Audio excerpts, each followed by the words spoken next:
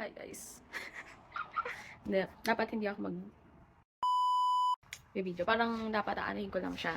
Kasi I'm planning to make the Baba Bites. Ay kaso, hindi kailangan ko na siyang gawin kasi look at the banana. Hinog na siya. Hinog na siya. So, ano gagawin ko? Ang pangit naman kapag ang pangit kapag niluto ko siya ng, antag pag niluto ko siya ng mas mahinog pa sa hinog. Because like, maano siya, hindi siya matigas. You get me? Pero ayun. So, alam ko na gagawin ko. Mag-multitask tayo. Okay, mag-multitask tayo. Hindi ko alam kung narinig niyo ako. Medyo malayo kayo. But anyways, mag-multitask tayo. Ang gagawin ko, magluluto muna ako. Then, mag-vacuum ako habang niluluto ko yung banana.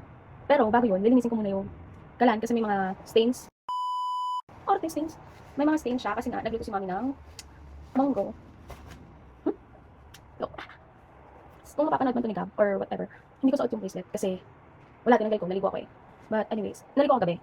So, yung wala man lang akong ka-makeup pero let's go.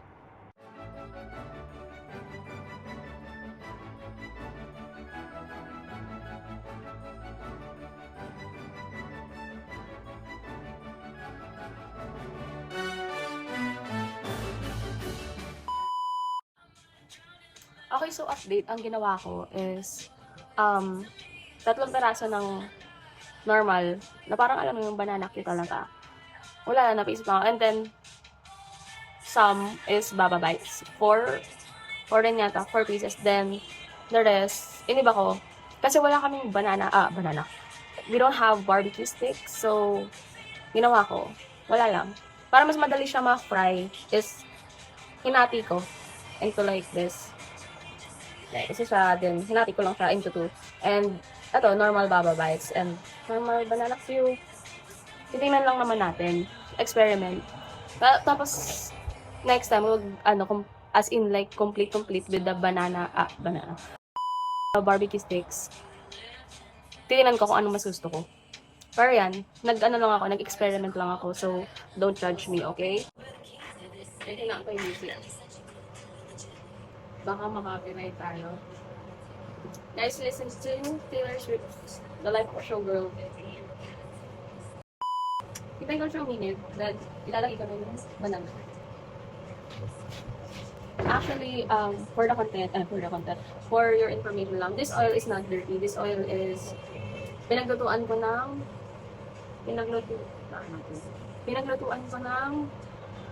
churro balls. Like, nung isang araw lang.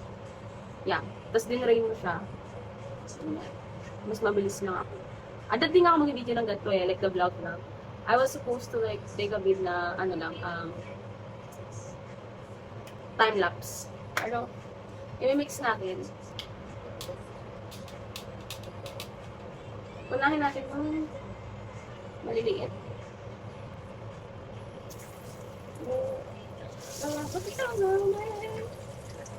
Oh, I forgot something. Ba't pala sinala ko na yung brown sugar. And last time, I put some butter on it, kaya medyo hindi siya dumikit. Plus, yung ginamit ko kasing banana is literal banana, hindi bananang, ano tawag sa ganitong banana? Basta yung, kalimutan ko tawag. Bili ko lang ng brown sugar. Bumili ka ng extra brown sugar kagabi.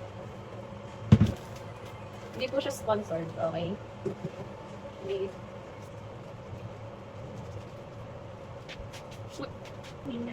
So, this is the thing, like the pan that I used last time.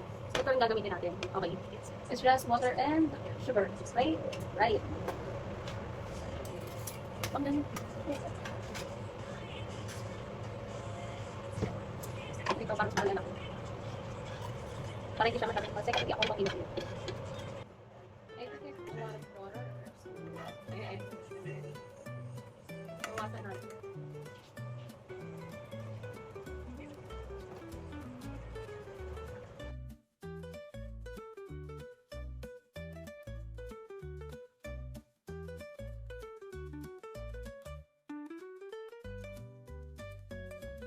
Okay, so I think may mali ako nagawa. I mean, hindi naman mali. But, dapat pala after ko that na-ready ko na yung cornflakes. So, ang gagawin natin.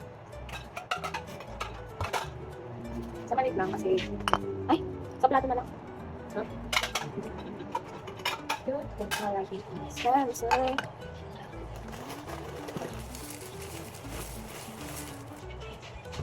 Hindi na ako makapag-vacuum. After kaya dito, mag-vacuum ako. Kasi,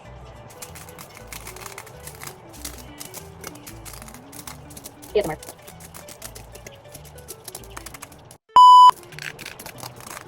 Ano mo?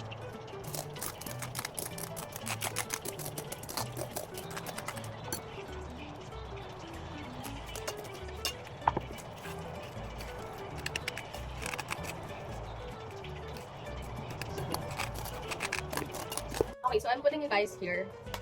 But, look. Malan. Hello. Bye-bye!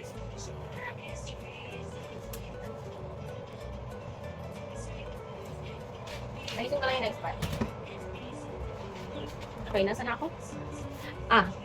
Dala nyo. Nag-stuck na siya.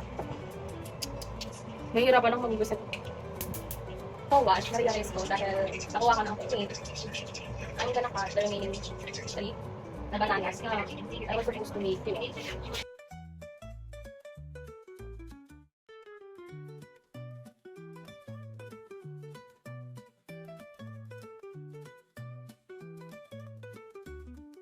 Okay, guys.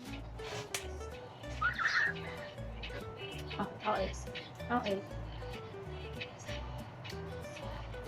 Light.